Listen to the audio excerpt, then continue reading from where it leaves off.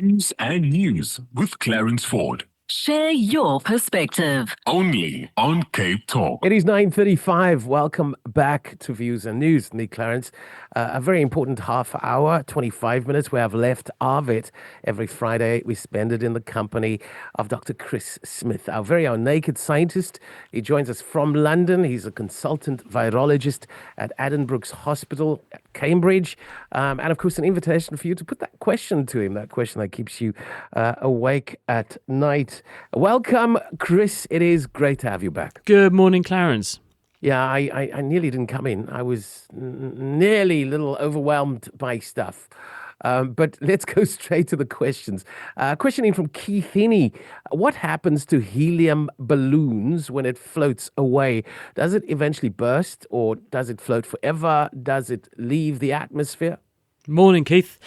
Helium is element number 2 in the periodic table after hydrogen and is extremely light. It's a noble gas in the end group of the periodic table, which means it's very unreactive. So it doesn't burn, it doesn't react with other things, it just floats around. So if you put it in a balloon, what eventually happens is that most balloons leak because the atoms of helium are so tiny they will creep out between the bonds of the material that the balloon is made of, believe it or not, and it will make its way to the top of the atmosphere and then it's gone forever because it's so light we cannot hold on to it.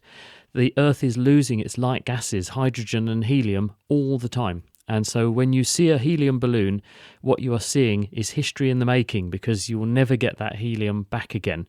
Begging the question, well, where did it come from in the first place? Well, lots of helium is collected from pockets of gas underground inside the Earth, and it forms through the process of nuclear decay. When atoms radioactively decay, one of the decay products is an alpha particle, which is the nucleus of a helium atom, and it's a small, high-energy, highly charged particle which grabs electrons of other things in the environment and produces an atom of helium. And so where we get pockets of gas building up underground, where there are also radioactive sources, you very often find pockets of helium too. So we'll get helium out where we get gas out, and it's sieved off, collected, and then made available. But it's in limited supply. The price is very, very high, and because it's in diminishing supply, the price is climbing all the time. So as a result, what was once a cheap party trick with a helium balloon has now become quite costly. Okay, Geordie's got a question in about our orbiting satellites. He wants to know if they're protected against terrorism. I'm going to read it verbatim. Maybe you can make better sense of it. He continues, using a nuclear explosion, and how will communication satellites be affected? Our lives would be transformed significantly if those satellites were knocked out, wouldn't it? Yes, it would. And there are now thousands of satellites in orbit, up from a handful just decades ago. And they are really in a packed environment up there. There's very limited space to park satellites in certain orbits now, because one of the most favoured orbits is a geostationary or geosynchronous orbit. That's about 36,000 kilometres above the Earth. The sweet spot there is that anything parked in that space is turning around the Earth at the same speed the Earth is turning. So it can see the same patch of the Earth all the time. A very favoured spot for putting telecommunication satellites being referred to in this question there. There are other satellites that go around in lower orbits and so on. Some go pole to pole, some go over the equator. But the effect is the same, that it's getting pretty packed up there. And if anything goes wrong, if a satellite goes off kilter, one slams into another, or, as is being hinted at here, someone were to blow one up, then the debris that's produced could lead to a runaway effect. And one NASA scientist pointed this out a number of decades ago. I wonder if it was called the Kessler effect. But the idea is you get a sort of satellite domino effect in space, because one satellite goes whizzing out of control, smashes into another one, which smashes into another one. And before you know it, because you're producing debris and materials at very, very high energy all the time with each collision, you increase the odds of another satellite going down, and very quickly you could bring down the whole house of cards. So yes, it's a big concern, but most people accept that because we are so heavily reliant on our satellite systems, and it will gobsmack many people to learn that you can't even take money out at a bank ATM machine without the satellite network in space, because the bank ATM machines and even the trades being done on the stock exchange are using time signatures from those satellites in space, which is how they work. They beam down time signatures in their messages to timestamp the transactions we make on the Earth's surface. We'd get lost in an instant without GPS and the rival networks.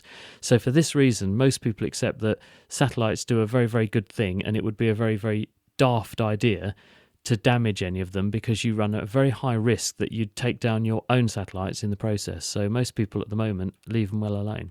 I'm going to throw two questions at you. One from Ryan, why does the truth hurt? And one from Zia. My grandson wants to know why some poo floats after flushing. Dr. Chris. Right, okay. Well, the truth hurts because sometimes the truth is something we've been ignoring. We're very, very good at pushing to one side things we want to ignore. We put them off, sweep the thoughts under the carpet, metaphorically, because we live for the here and now, and deferring a reward for later can sometimes prove too much of a temptation for some people, so we live for the moment, not live for the future. And when reality comes back to confront us, it can be quite unpleasant. Now, floating poo, what's the story behind that? Well, why does anything float? Well, things float because they're less dense than the stuff they're floating in. So when you put a log of wood, not the other kind, into water, it floats because the log is less dense than the water. What does density mean? Well, to calculate density, you divide the mass of something by the volume it takes up. And if you've got a number which is a lower density than the thing that it's in, one will float on the other. So why would a poo be more or less dense? Well, what affects the density? Because density is down to mass, remember. If you've got something in there that's taking up a lot of space but not weighing very much, then your density is going to be very low. Most people pass wind every day, so you know that there's a lot of gas in your intestines. So if you do poos that are full of gas bubbles because you've been very windy, that can happen for a number of reasons. You will have poos that float. If you do poos that have got a lot of fat in them, either because of what you've just been eating or because you're not absorbing the fat for a range of different reasons, you'll do poos that have a high fat to other solids ratio, and fat, as we all know, oil floats on water. Oil is less dense than water. This will reduce the density of the poo, so it will float on the water because the water is more dense than the poo is. And then there's Trevor wants to know, will we be able to see the meteor showers left by Halley's Comet in Cape Town? Yeah. I don't know about that one specifically, because when did we last see Halley's Comet? That must have been about 1985, isn't it? Because it comes roughly every 40 or 50 years. So what's a comet? It's a dirty ice ball. Does it leave behind dust and other debris that produces micrometeors? Yes, it does. And so you might see meteor showers associated with comets because of the material they're releasing, and also some of the material that they take around with them. Whether you'll be able to see that in Cape Town, though, I'm not really sure. Sorry, I can't help with that one. All good. Marty wants to know what stops trees from growing taller like sequoia trees. Well, all trees have a lifetime. And some trees have a very short lifetime, some have a much longer lifetime. So to some extent, the ultimate height of a tree is dictated by its lifetime, in the same way that a hair on your head grows for years and can get very long, but an eyelash is short because the amount of time it can grow for dictates its ultimate length, and same for a tree. The physiology of the tree will also make a difference. How do trees actually grow? They put down roots that grip them into the ground. Some grow in environments where they can put down very deep roots, very wide spreading roots, and have very broad trunks, which enables them to get very tall. Others live in environments where the environment very much restricts the availability of water, especially but other nutrients, and that will restrict the growing potential of the tree. Other trees live in latitudes where the temperature and the amount of sunshine is the limiting factor. If they could live long enough, they might get taller, but they live in areas where there's so little light, the temperature is so low that the growing window afforded to them is very low. So it comes down to a range of factors: the genetics of the tree, which determines how long it lives for, how it's built or constructed, with what sort of wooden materials, because that will dictate how strong it is, and the availability of light and other nutrients that enables it ultimately to lay down the material that is wood, which is made by pulling carbon dioxide out of the air and fixing it with photosynthesis. So there's a whole range of factors, but the genetics and the species of the tree, which determines how a lot of those things play out, is the number one overriding thing. And then Cecil says, "Good morning. Can you ask the doctor any treatment medication for tinnitus?" Hi, Cecil. Well, actually, funnily enough, we made a program on the Naked Scientists radio show and podcast about 2 weeks ago, all about the science of hearing loss and what we can do about it. And hearing loss often goes hand in hand with tinnitus, because many people who have tinnitus, about 20% of the population, develop tinnitus, which is a ringing in your ears not made by a real sound. So it's an invented sound that your brain can hear, but is not really there. And the reason this tends to happen, we believe, is that because of damage to the inner ear, the structure called the cochlea, whose job it is to turn sound waves into electrical activity in nerves, brain waves, for want of a better phrase, when a part of the cochlea is damaged, the sounds that part of the cochlea would normally hear vanish from the sounds being sent to the brain. So the brain assumes it needs to listen a bit harder. So just as you would turn the dial up on the volume on a radio station that's a bit weak and in the distance, and you get more crackling and hissing, you get more tinnitus when the brain turns the amplification up. And as a result, it starts to hear these sounds that are not really there. What can we do about it? Well, if you listen to that program, there was a couple of suggestions by the individuals, and you can get it at nakedscientist.com/podcast. There are a couple of suggestions made by experts on that program, one of which was, do get your hearing tested first to find out if you need hearing aids, because hearing aids, if they alleviate the loss of input to the brain from certain frequencies, will make tinnitus get better. So that was the first thing. The other thing that people suggested was distraction. So if you can play sounds in the background or have quiet sounds in the background, it tends to mask the tinnitus, because you'll notice it's most annoying, most intrusive, most distracting when you're in a quiet environment trying to be quiet. If you create some white noise or pink noise in the background, it can help to mask it. And also stress relief, because getting stressed tends to make it worse. Getting stressed makes any neurological condition worse, so de-stressing tends to make the symptoms improve a bit. So finding ways to ignore the distraction, to zone out from the irritation and the fact that it does cause cognitive stress, often makes it go much better and you feel better. So a combination of all of those things would be good places to start.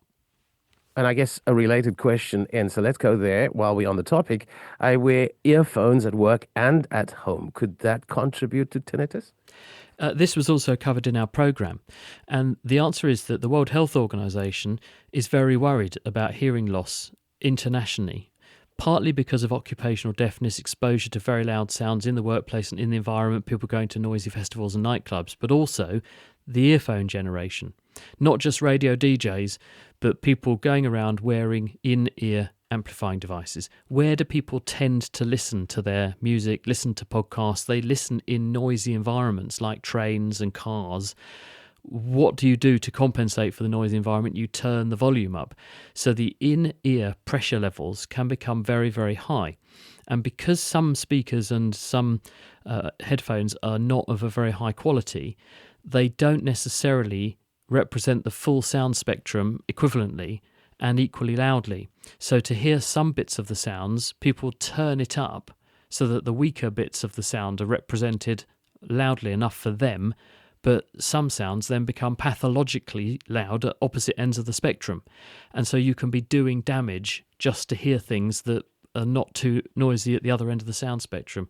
So there is a concern that long duration of headphone use, unlimited headphones, as in they allow the sound to go beyond prescribed limits that we know are safe, and doing this a lot, so the greater the amount of exposure, all adds up to a higher risk. But we don't exactly know what that risk is, because we're only just finding out, because we're doing an enormous experiment on the scale of the entire world. But certainly the World Health Organization is sufficiently concerned about this that they have highlighted this as a possible risk for the future. Hi, Dr. Smith. I had a soft-boiled egg this morning. It was boiled in water on the stove. While most of the yolk was soft-boiled, the center of the yolk had a small part that was hard-boiled. How is this possible? Doesn't the egg cook from the outside in? Did I just eat a phenomenon? maybe you ate a phenomenon, and congratulations on a choice of an egg for breakfast. Great choice. Love a boiled egg for breakfast with a dippy yolk. Not completely uncooked, but runny enough you can get your soldiers in there. A couple of possibilities spring to mind. One is that because the yolk is mobile, if you crack an egg open when it hasn't been cooked, of course you know the yolk is runny. So what could have happened here is that the stuff that they found hard in the middle of the yolk could have been round the edge of the yolk to start with, and as the egg began to cook, that yolk material began to congeal and sank towards the centre of the egg, and the liquid yolk rose towards the outside of the egg, and as a result you ended up with a hard core, a harder core, and a runnier round the outside bit. I'm just speculating, I don't know, but that would be what I would think could happen. A bit like planet Earth has a molten core because the densest bits have sunk to the centre and there's a liquid outer core that's spinning around. That could be it. Let's go to Julia's voice note, Joe. Question for the naked scientist. It's Julia from Wellington. I want to know, what are restless legs?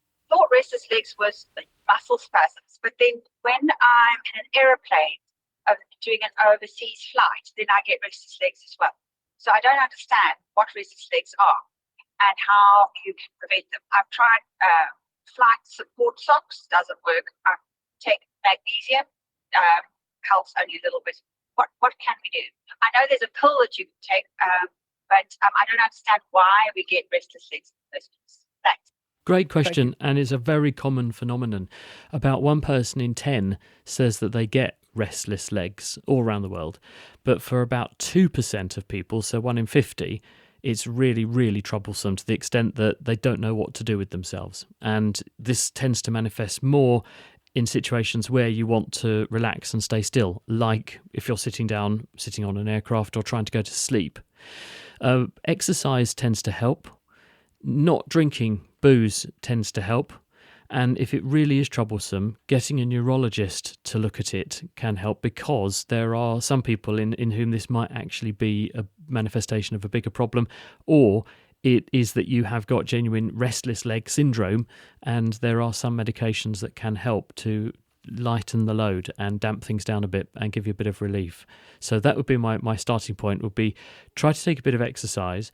Try not to get stressed about it, because if you get stressed about it, stress makes all neurological conditions worse. And if it does become intrusive, it's disturbing sleep, it's disturbing your life, that's the point at which you ask someone to take a look at it, make sure we're not missing something, but then also possibly explore other things that could be done to ease the problem. Getting enough sleep is actually also important in terms of making sure it minimises its impact. And the sad thing is that because it disturbs sleep, people don't get enough sleep and then they get it worse. So breaking that cycle can really be a big help. Let's try and squeeze this one in. Dr. Chris Smith, lots of talk on social media about cortisol levels being a problem in menopause and causing weight gain. How do you know if your cortisol level is incorrect, and what is the best way to manage cortisol levels? From Christy. Hi, Christy. Well, cortisol is absolutely critical in the body. It's produced by your adrenal glands, and if you don't have it, you would die.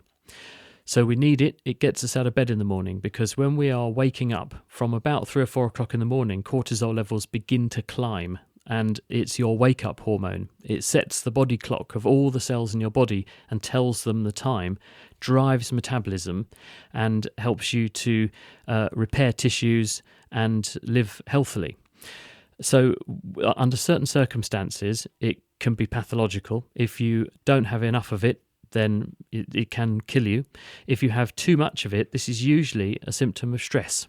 And people who are chronically stressed have an activation of a stress circuit, as it were, where you produce the hormone from the brain that tells the adrenal glands to make cortisol. The cortisol comes up in levels, it goes around the body, makes you feel enlivened, but you have too much of it because you're stressed, and that has an over-enlivening effect. It potentiates the action of all of your other stress systems. This makes you not sleep properly. It makes you feel on edge, which means you make even more stress hormones, which makes it even worse. This is not something that you can't control, because if you remove the stress, the cortisol levels tend to fall. So this is really a symptomatic thing. Cortisol levels are only pathologically increased if you have a problem with the system that makes the hormone. Sometimes there are certain tumours or certain other abnormal conditions that can make too much cortisol and make you overproduce the hormone. But normally it's a symptom of an underlying problem like stress. So if you can find out why a person is stressed or why they're depressed or why they have anxiety, and you manage that, usually the cortisol then will come back down to normal. Okay, let's try and squeeze this one in. Babies, we in nappies. Over time, they potty train and they stop. As adults, we wake up in the night to go to the toilet. Why do we wake up? Just interested to know, Lynn. Hi, Lynn. Well, in your bladder wall, there are nerves which are sensitive to stretch. And the bladder undergoes a process called receptive relaxation. So as the kidneys secrete urine down your ureters into your bladder, that happens at the rate of about 1 milliliter of urine produced every minute, your bladder increases in volume. And because it increases in volume and the liquid, the urine, is incompressible, it will increase the tension in the wall of the bladder. This will stretch the wall, which will apply tension to stretch-sensitive nerves in the wall, and eventually that stretch reaches a threshold level that tells the part of the brain, I need to go to the wee, that you need to go to the wee. And when you're asleep, that is linked to the system that wakes you up, so that you then don't end up uncomfortable, but also don't end up wetting the bed. And that is underdeveloped in babies because it's not essential that you're born with that system completely working when you're first alive. You have bigger things to worry about when you're a baby, and that can come later. And sure enough, as that system matures, wires itself in, and you become sensitive to those signals, you can respond appropriately to them, and you know that signal means I need to go for a wee. And if you're asleep, it wakes you up. If you're not asleep, it makes you head off to the loo. And that is The Naked Scientist every Friday just after 9:30. Consultant virologist at Addenbrooke's Hospital, Dr. Chris Smith. We appreciate your time. Wait, we spoke about a number one and a number two as well in this past half hour. It is 1 minute to 10 o'clock. Natalie Malcha standing by with Eyewitness News at the top of the hour.